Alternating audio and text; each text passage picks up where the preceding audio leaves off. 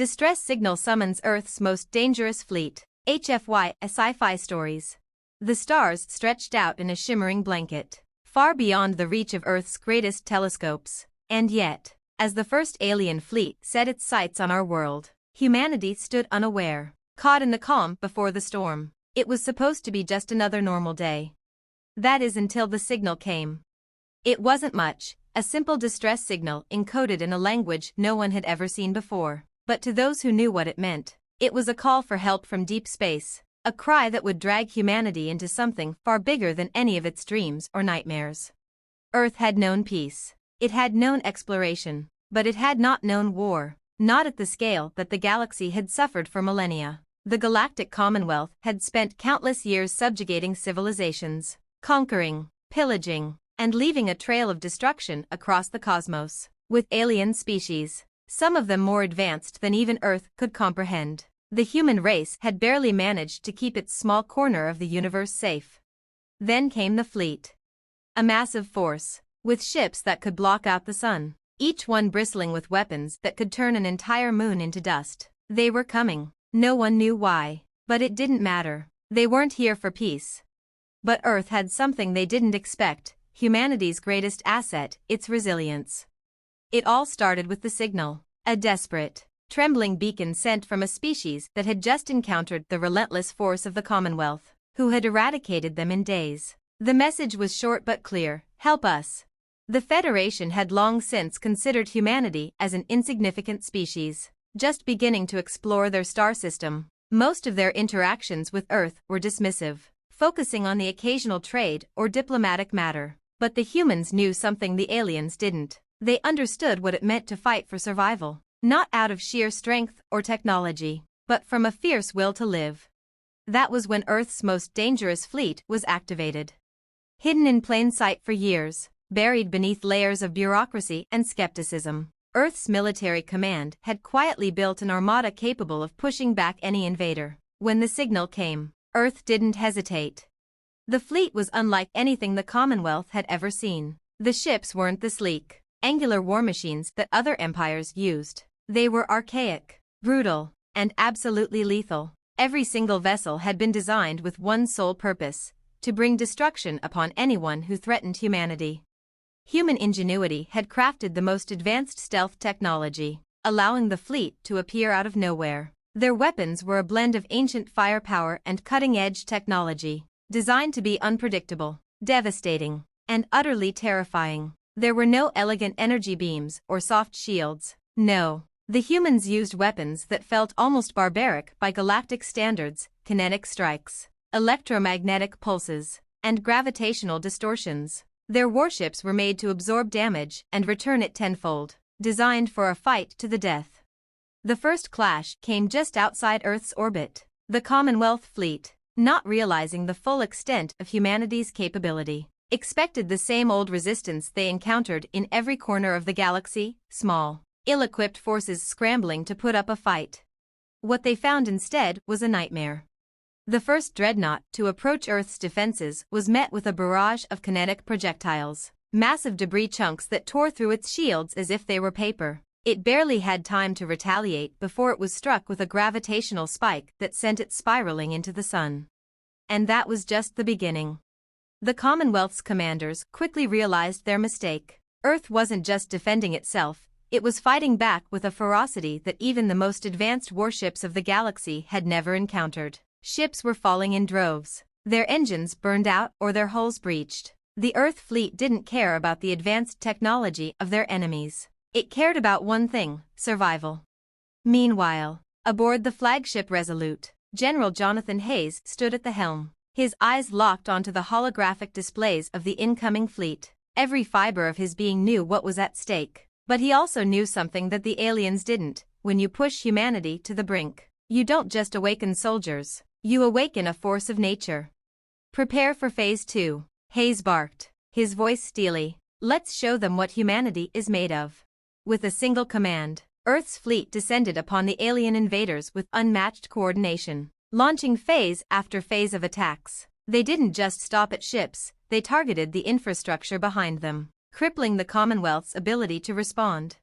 The aliens, as technologically superior as they were, had never encountered anything like this. The humans fought not just for survival, but for every inch of their world, for the future of their species. The Commonwealth's arrogance had become its downfall. Humanity fought with their heart, their determination, and something that no alien fleet had: unity.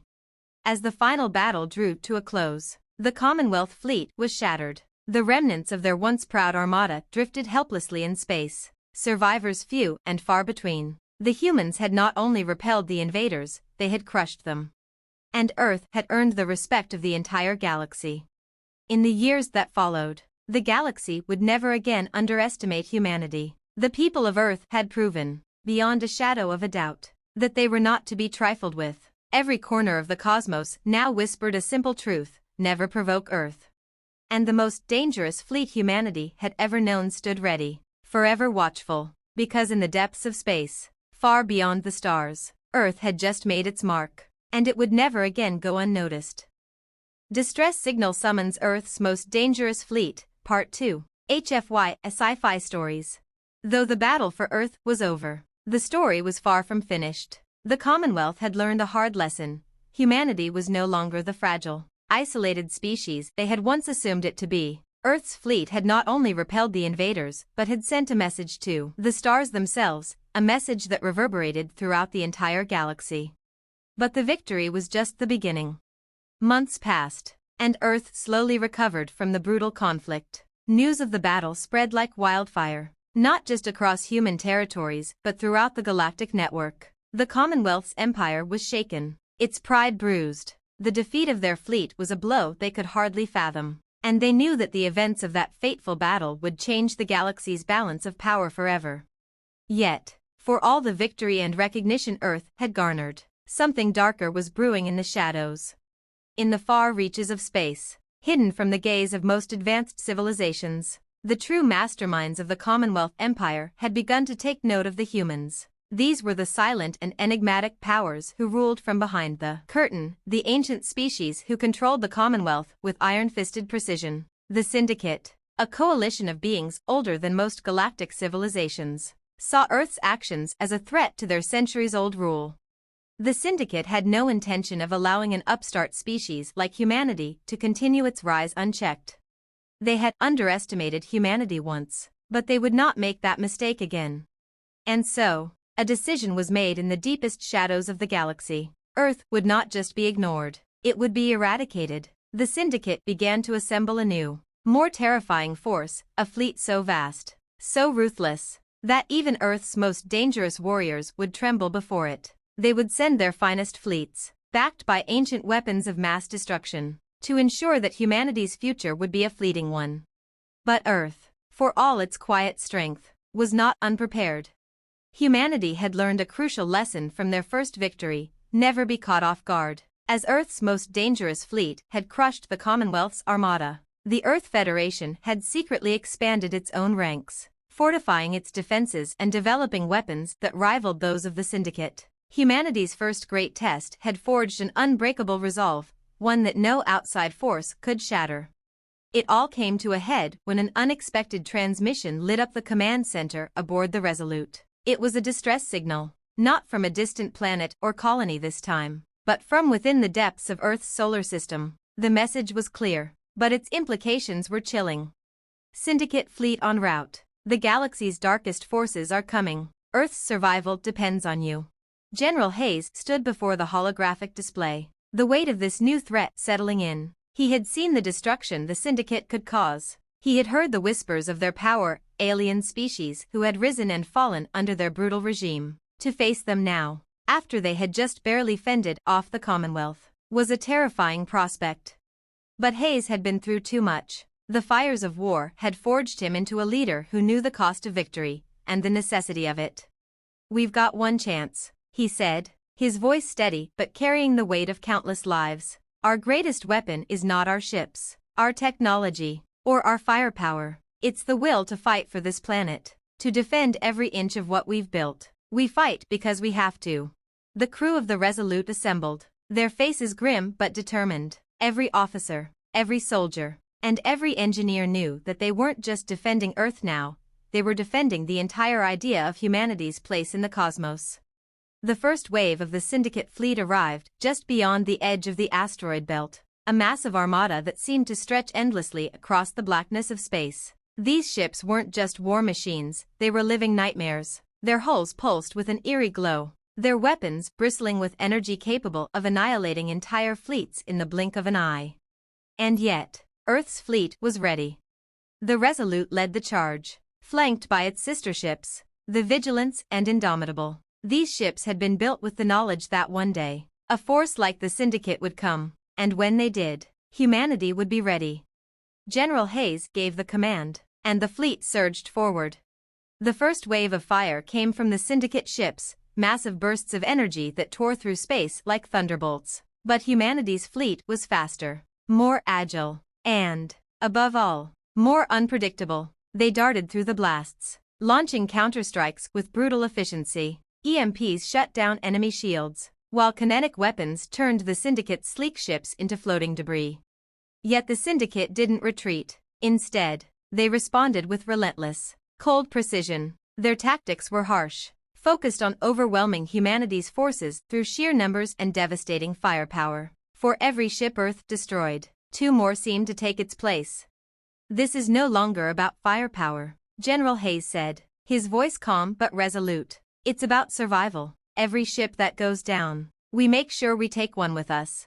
With that, the Resolute and its fleet engaged in a brutal, desperate war of attrition, where every moment was a fight for survival. Earth's ships relied on their speed, their unpredictability, and their stubborn resolve. They didn't just fight to destroy, they fought to live. The battle raged on for hours, then days, but slowly, painfully, Earth's fleet began to turn the tide. Each devastating blow struck deep into the Syndicate's ranks. The Syndicate, accustomed to swift victories, had never encountered a force that would not break, no matter the odds. And then, it happened. In the final moments of the battle, as the Syndicate fleet began to falter under the pressure, the humans launched a final assault, a coordinated strike that hit the Syndicate's flagship, the heart of their operations. With one devastating shot, the Resolute tore through its shields and ripped its core wide open. The Syndicate flagship exploded in a blinding burst, and with it, the morale of their entire fleet collapsed. The remaining ships, now leaderless and demoralized, scattered into the darkness of space, their once imposing force reduced to nothing more than a shattered remnant of their former selves. Earth had done it again. They had survived, and this time, they had sent a message to the universe that would echo for millennia to come.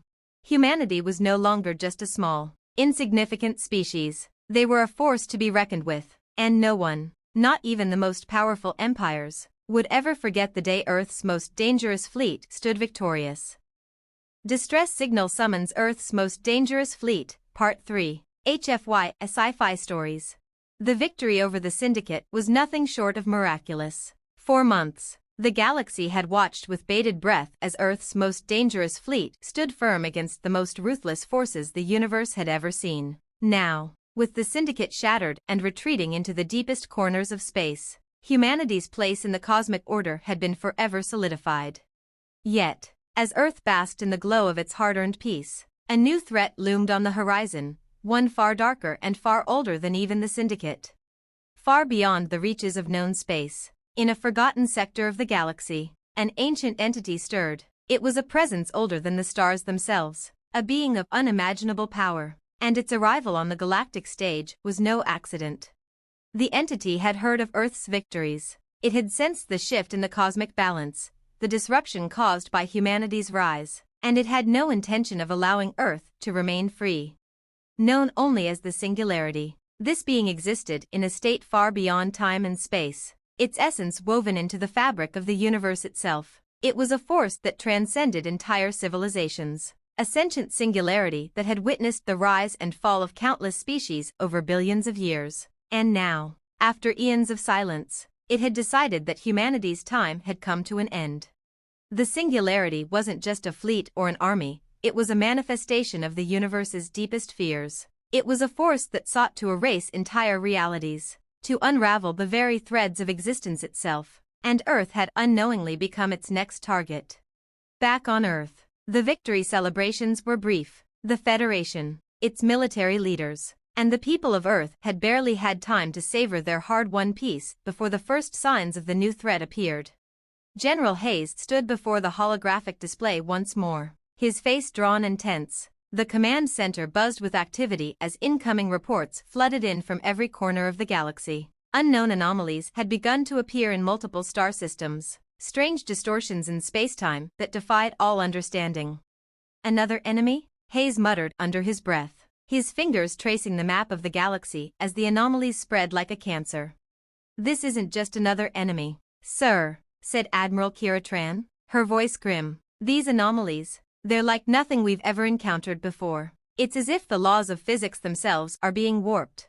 The room fell silent as Hayes processed the implications. The syndicate had been brutal, but this was different. As the anomalies grew in intensity, Earth's fleet was deployed once again, but this time, it wasn't a war of attrition, it was a battle against something that could not be fought with firepower alone. Days turned into weeks as the galaxy's most advanced minds scrambled to understand the origin of the distortions. Research teams from across Earth's colonies worked tirelessly, analyzing every scrap of data they could gather. The results were chilling. The anomalies are connected, said Dr. Celine Krieger, one of Earth's leading astrophysicists, and they're converging on one point, on Earth. But why? Hayes asked, his eyes narrowing. We already defeated the syndicate. If this is another alien race, we'll fight them too. We've done it before. These aren't aliens, General, Krieger replied, her voice shaking. This isn't even a fleet. This is something older, something that has been waiting. It's not after us as a species. It's after the very fabric of our reality. Before Hayes could respond, the room went dark. The hum of the command center stilled, and then, a voice, a deep, echoing voice that seemed to vibrate the air itself, filled the room. I am the singularity. You, humanity, have disrupted the balance. You have defied the natural order. Your existence is an anomaly. The voice was all-encompassing, as though it was not just speaking to them but was speaking through them, to every mind on Earth. There was no escaping it. What do you want? Hayes demanded, his hands gripping the edges of the command desk. I want nothing, the singularity replied, its tone almost pitying. You have no choice in this. Your world, your reality, will be erased. You are but a moment, a brief fluctuation in the continuum, and I am the inevitable return to the perfect stillness. The room was silent for a long time.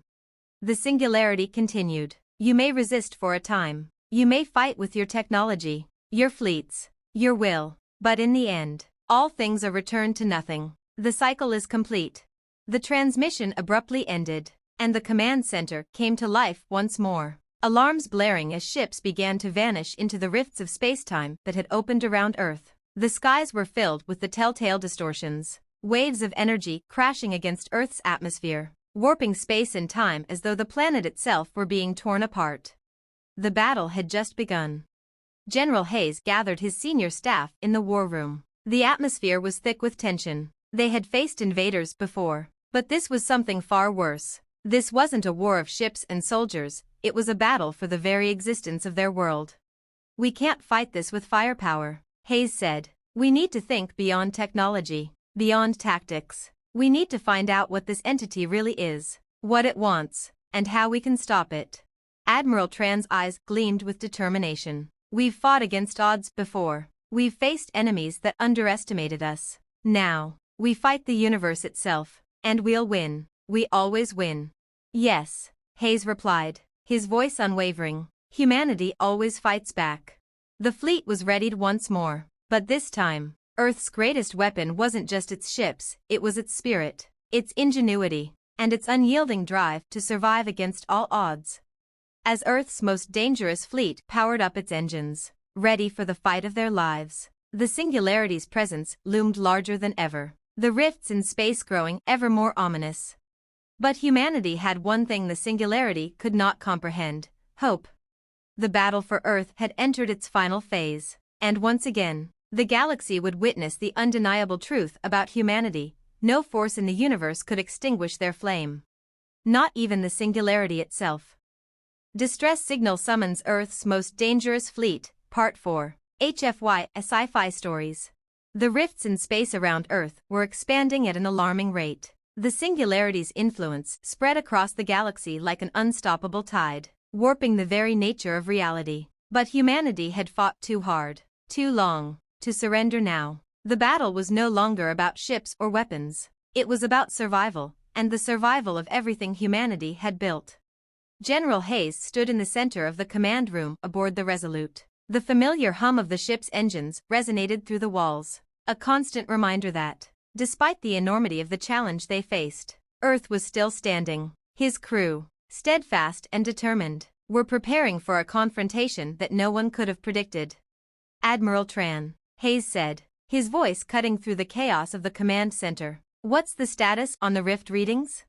Tran, standing at a console with a map of the space-time anomalies displayed in front of her, didn't look up. "The rifts are growing in number and size. The singularity is getting closer. We're running out of time." Her eyes were shadowed with the weight of the task at hand. "We've attempted to communicate with the rifts, but we're not getting any response." "We won't get a response," Hayes replied. "The singularity isn't like any enemy we've fought before. We're dealing with something far beyond our understanding. It's not a threat that can be reasoned with. We need to fight it at its core, and we need to do it now." The room fell silent for a moment as every officer and crew member absorbed the gravity of the situation. Outside, the fleet was ready, but this time, it wasn't just about firepower. The singularity wasn't a fleet to defeat, it was an event to stop, a force of nature, and there was only one way to challenge it. Hayes turned to Dr. Celine Krieger, the astrophysicist who had led much of the scientific research into the rifts. "What did you find in the data we gathered?" he asked, his voice calm but tinged with urgency.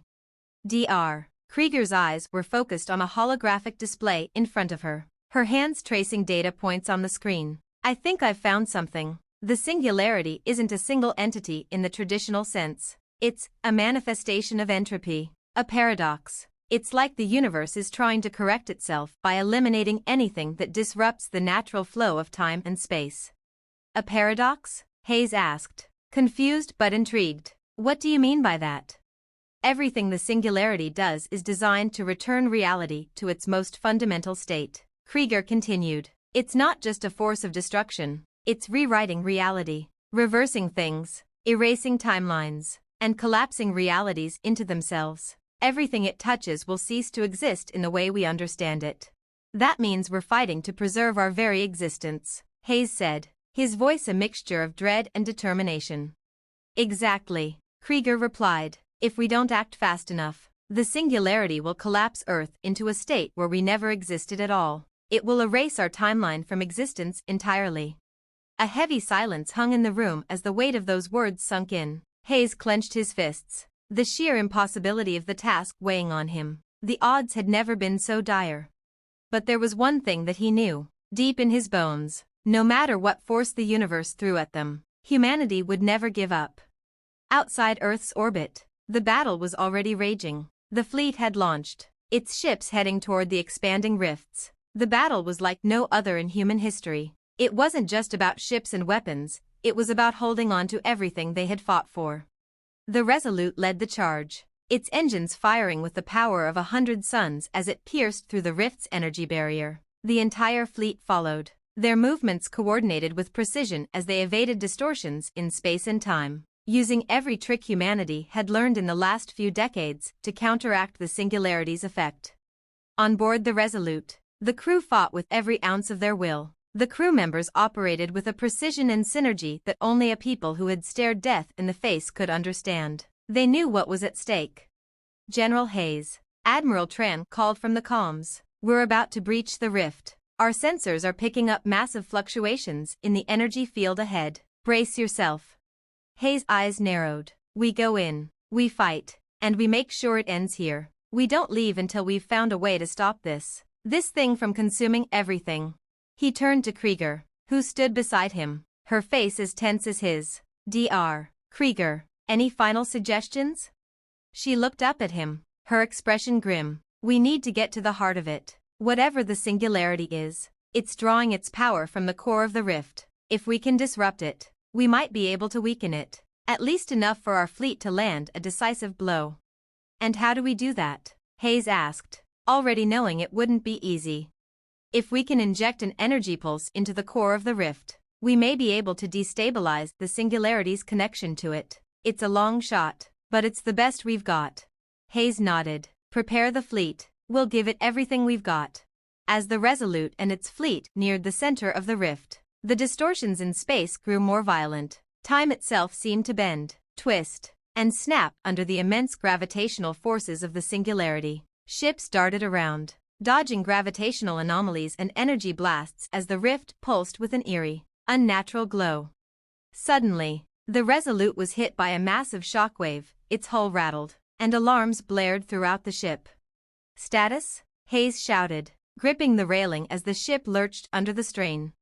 We're taking hits to the outer shields, reported Lieutenant Kira, her face illuminated by the holographic readouts. The rift's pulling us in. Divert all power to the engines. Keep us from falling into the center, Hayes barked, his heart racing. Despite their best efforts, the Resolute and the rest of the fleet were sucked closer to the rift's heart, the gravitational pull relentless. With every passing second, the distortion in time and space increased. Some ships began to lose contact, their systems failing under the pressure. This is it, Hayes said, his voice low. Resolute, we do it now, or we'll be nothing more than a memory. Dr. Krieger was already at her console, the final sequence ready to fire. Pulse is ready, General. If this doesn't work, we're lost. Hayes took a deep breath, his mind flashing through the faces of everyone he had fought with. Earth's fleet, humanity's last stand, depended on this moment. He stood tall, his heart steady. Do it. With a final press of a button, the pulse shot out from the Resolute, a brilliant beam of energy that streaked toward the core of the rift. Time seemed to slow as the pulse collided with the singularity's heart. The universe held its breath. Then, with a shockwave that could be felt across all of space, the rift collapsed. The rift was no more. The singularity, its influence severed, disintegrated into nothingness. The unnatural glow of the rift dimmed, and the distortions in space began to fade. Earth had survived. The fleet, battered but intact, emerged from the rift's remnants, their ships floating in the vast silence of space. General Hayes stood at the helm of the Resolute, his face a mix of exhaustion and triumph. The battle was over. Earth had once again defied the odds. The singularity was gone, and humanity had once more proven that no force in the universe could ever erase them. But Hayes knew this wouldn't be the last time they would face the unknown. The galaxy was vast, filled with threats unimaginable, but Earth had one thing no one could take away: the will to fight. Distress signal summons Earth's most dangerous fleet, Part 5, HFY, Sci-Fi stories. The galaxy had felt the tremors of humanity's victory. The singularity, an ancient force that sought to erase Earth from the very fabric of reality itself, had been defeated. The fleet, battered but victorious, returned to Earth, where a weary but proud humanity awaited them. The battle was over, but the consequences of their fight reverberated far beyond the solar system. General Hayes stood at the command console of the Resolute, watching as Earth's blue and white sphere loomed large on the holographic display. He could still feel the heat of the singularity's collapse in his bones, the immense pressure of the distortion as time and space bent under its power. They had won, yes, but the price of that victory was unknown. General, Admiral Tran's voice cut through the tense silence. We've received communications from the Galactic Council. They want to meet. Hayes raised an eyebrow. The Galactic Council? After all this time, they suddenly care about what happens on Earth? The Council's been watching us, Tran continued, her voice a mix of curiosity and caution. After we defeated the Syndicate, and now the Singularity, Earth's made an impression. They want to talk. A mix of exhaustion and wariness settled over Hayes. He had no doubt that the Council's interest in Earth wasn't simply out of admiration for the fleet's prowess. They had been silent for so long, allowing Earth to be the underdog in the galaxy's game. But now, with humanity's recent victories, they likely saw an opportunity, or a threat. Get the transmission ready. I'll handle it, Hayes said, rubbing his temples. But make it clear to them that Earth won't be intimidated anymore. The bridge of the Resolute fell silent as the massive holographic screen flickered to life. A dozen representatives from across the galaxy materialized in the room, their forms varying in appearance. From insectoid beings to shimmering energy entities, the Galactic Council was an ancient institution, one that governed the balance of power across the known universe. And now, Earth was standing at its doorstep. The Council's lead representative, a towering being made of liquid crystal, stepped forward, his voice resonating through the chamber. General Hayes, the being intoned, its voice calm but imposing. We come to you not as enemies, but as observers. Earth has achieved the impossible twice now, the defeat of the Syndicate and the eradication of the Singularity. We seek to understand how this was done. Hayes met the gaze of the crystalline being. The arrogance he'd once felt in the face of these distant powers had long since evaporated. The galaxy saw humanity as a speck, a flickering light among the vast cosmos. But that had changed. We fought for survival, Hayes answered, his voice steady. And we fought because we refused to accept defeat. Earth has always been underestimated, but we're no longer content to be the underdog. One of the council members, a reptilian figure with glowing orange eyes, hissed softly, "You misunderstand. We do not seek to question your methods, General. Rather, we are seeking to understand your species, how you were able to succeed when others would have been eradicated." Hayes could feel the weight of their words, the mix of awe and wariness they held for humanity. They were no longer looking at Earth as a curiosity, they were looking at it as a force to be reckoned with.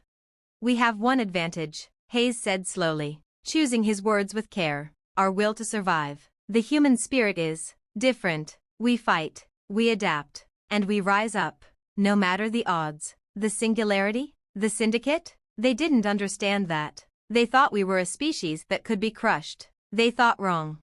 The crystalline being gave a slow nod. "Indeed. This will not be forgotten." It paused, and the room seemed to grow heavier with anticipation. Earth's role in the galaxy has changed. We, the Galactic Council, extend an invitation. Join us. Your species now has the potential to become more than you have ever imagined. Help us maintain order, or become the power you were always meant to be. The choice is yours.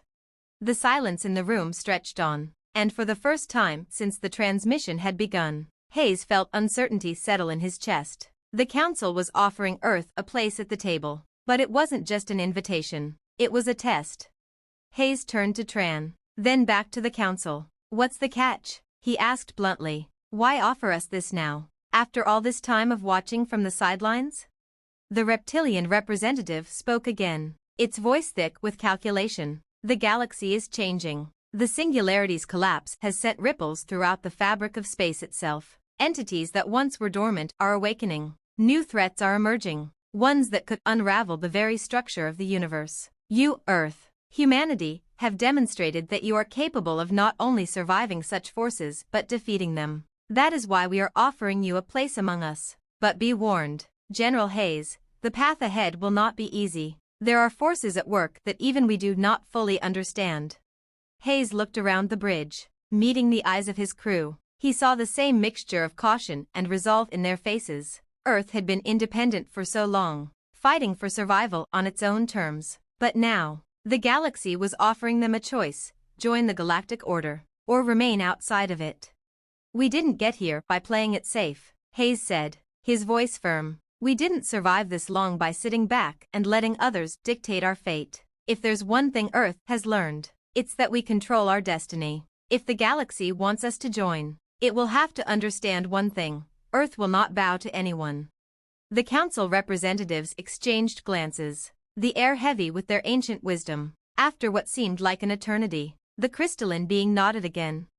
"Then you shall not bow," it said. "But remember this, even the mightiest stars eventually burn out. You may be strong now, but there are forces in the galaxy that will test your resolve, and when the time comes, you will have to decide: will you remain the warriors who defied all odds, or will you become just another casualty of a universe that has long forgotten mercy?" The transmission ended abruptly, leaving General Hayes and his crew standing in stunned silence. "Well," Hayes said after a long pause, his voice breaking the tension, "I think we've just made the biggest decision of our lives." Admiral Tran let out a quiet chuckle. "We've always been up for a challenge, General." "I'll say," Hayes muttered, his mind already racing. The galaxy was no longer the unknown. It was their future. Earth had made its mark. But in the years to come, as new challenges arose and ancient powers shifted, humanity would be forced to decide what role they would play in this vast, unpredictable galaxy. Would they become allies to the mighty Galactic Council? Or would they forge their own path, standing alone against whatever threats the universe could throw at them? One thing was certain, Earth would never be just another planet in the background. The galaxy had underestimated humanity once, but never again. The fight was far from over, but Earth had shown, once and for all, that humanity was a force to be reckoned with. And the galaxy would never forget it. End of Part 5. Distress Signal Summons Earth's Most Dangerous Fleet, Part 6. HFY, Sci-Fi Stories. The invitation from the Galactic Council had shifted the axis of Earth's future. The once isolated planet, brimming with untapped potential, now stood at the crossroads of the galaxy. The choice was clear: join the galactic fold and risk losing the autonomy they had fought so fiercely to preserve, or stand alone and face the consequences of alien forces who would never forget humanity's defiance. For General Hayes and the crew of the Resolute, this decision was more than a political move. It was about Earth's identity. Could humanity really live among beings that saw time in centuries or millennia? Could they respect their core values of freedom and self-determination? Or would the weight of galactic politics crush them? The decision was made. Months passed, and Earth's presence in the Galactic Council grew more prominent. Earth's fleet had been integrated into the Council's defense structure, a powerful ally among an ever-growing coalition of species. But with each victory against emerging threats, a nagging question remained: how much of Earth's identity would remain intact as the galaxies might swept over them? General Hayes stood at the command center of the Resolute once again, staring out at the stars. A report had come in, detailing the latest anomaly near the edge of known space. The Council had authorized a joint mission to investigate, but Earth's fleet would lead the charge. "We've been called, General." Admiral Tran's voice broke his thoughts. She stood beside him, her face unreadable. "The anomaly is massive. We're not sure what we're walking into this time." "We never do," Hayes said, his tone grim but resolute. "But I know one thing. Earth's fleet has faced the unknown more times than I can count. We've survived, and we've adapted, and whatever this is, we're going to do the same." The report displayed the coordinates on the main screen. The anomaly was located at the edge of a system that had long been uncharted. It was a place where even the most advanced species had avoided until now. The Resolute broke through the warp gate, emerging into a sector of space that was eerily silent. The stars themselves seemed dimmed, as if something had drained the light from the heavens. "We're entering the anomaly's space," Lieutenant Kira called out, her fingers flying over the controls. "Sensor readings are unstable. Gravity wells, distortions in the fabric of space, and I don't even know how to explain this, sir. The laws of physics seem to be breaking down." "I'll take your word for it, Lieutenant," Hayes said, his jaw tightening. "Admiral Tran, what are we up against?" Tran scanned the readings, her brow furrowed. "Not sure, General. There's no sign of hostile ships, but whatever's causing this disturbance, it's not natural. It's like the universe itself is folding in on itself." Hayes' instincts flared. They had faced unnatural forces before, but this was different. It wasn't a battle, they weren't fighting anything they could see. This felt like a wound in space, a tear that might swallow everything. "This feels like a trap," Hayes muttered, "but we can't back down now. Push ahead. We need answers." As they moved deeper into the anomaly, the Resolute and its fleet were bombarded by waves of distortion. Space warped, and time itself seemed to slow in some areas, accelerate in others. Ships began to lose communication with one another, and entire sectors of the fleet were left adrift in silence. "General, we've lost contact with the rest of the fleet," Admiral Trand reported, her voice strained. "Our ship is holding steady, but some of the others are disappearing from sensors. This isn't just a physical anomaly. This is something else entirely." Hayes stood still for a moment, his thoughts racing. "Something else? What are you talking about, Admiral?" Tran glanced at the data, her eyes widening in realization. "The anomalies are tied to some sort of sentient force. It's manipulating space-time, controlling it. Whatever we're facing, it's not just an event, it's a being, and I think it knows we're here." Hayes felt a chill run down his spine. He had seen enough battles to recognize when they were being hunted, not just challenged. But there was something worse than an enemy on the hunt, something that had no interest in victory, only in devastation. The ship shook as another shockwave hit, sending alarms blaring. Hayes looked to the bridge crew.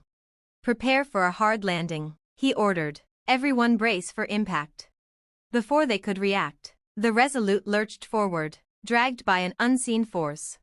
The ship slammed into the unseen surface, though no terrain had been visible just moments before. The crew was thrown from their stations, and lights flickered. Hayes, his face set in grim determination, managed to hold onto the rail by his console. "Report," he barked, his voice steady despite the chaos. "We're alive, sir, but we're not in space anymore," Lieutenant Kira said, her voice shaking slightly. "It's like the ship's been pulled into some sort of dimensional fold. We're inside whatever's causing the anomaly." Suddenly, a low hum filled the ship, a sound like 1,000 voices speaking in unison, but none of them could understand the language. It reverberated through the walls of the Resolute, vibrating the very air itself. "Everyone, stay calm," Hayes ordered, but even he could feel the pressure of the alien presence growing stronger. It was as if they were being watched, observed by something far older, far more powerful than any force they had encountered before. The voice, a deep and echoing sound, came through the ship's communications system, sending a shiver down everyone's spine. "You are a disturbance, a ripple in the eternal flow. I have seen your kind before, destructive, fleeting. I am the temporal void. You have breached my domain." The words twisted reality itself. The crew, though trained for the most intense situations, felt themselves gripped by a sense of utter insignificance. This was not a battle. It was a trial. "We're dealing with a god," Hayes muttered under his breath. "A being that controls time itself. Whatever it is, we need to find a way to escape its grasp, or we'll become part of its endless prison." Admiral Tran's face tightened. "We can't just leave, General. This thing has taken control of our ship. It's manipulating time, stopping time. If we don't act fast, we'll never leave this place." The bridge fell silent as everyone grasped the gravity of the situation. They weren't just trapped. They were being tested. Hayes looked at Krieger, who had been working furiously at her console, her eyes wide with realization. "There's a way out," she said, her voice sharp and urgent, "but it involves more than just fighting. We need to understand this entity, get to its core. If we can destabilize its control over time, we might be able to break free." "And how do we do that?" Hayes asked. Krieger's fingers moved rapidly over her console. "We need to reverse the flow. If the temporal void can manipulate time, we can create a countermeasure. We'll have to use the ship's engines to generate an opposing pulse, something that'll send us back to our dimension and collapse this fold." "Then let's do it," Hayes said, his voice calm and deadly. The crew of the Resolute scrambled into action, working together as one unit. As they activated the pulse system, the ship groaned under the pressure of the temporal distortions. The voice of the temporal void rumbled louder, more furious. "You cannot escape. I am time. You are nothing but a passing shadow." Hayes clenched his fists. "We are more than that. We are humanity." With one final push, the pulse detonated. The ship was ripped free from the temporal void's grasp, sent hurtling back through the folds of spacetime.